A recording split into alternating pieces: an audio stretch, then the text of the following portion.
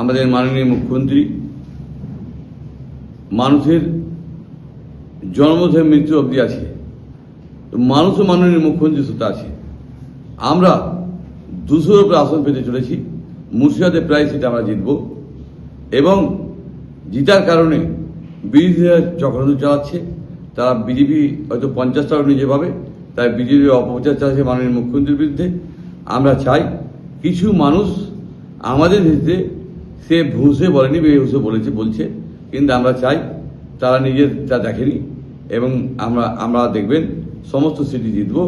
আমরা চাই এলাকার জনগণ সবসময় ভাববেন মাননীয় মুখ্যমন্ত্রীর সাথে আছে এবং আমাদের কর্মের সাথে আছে।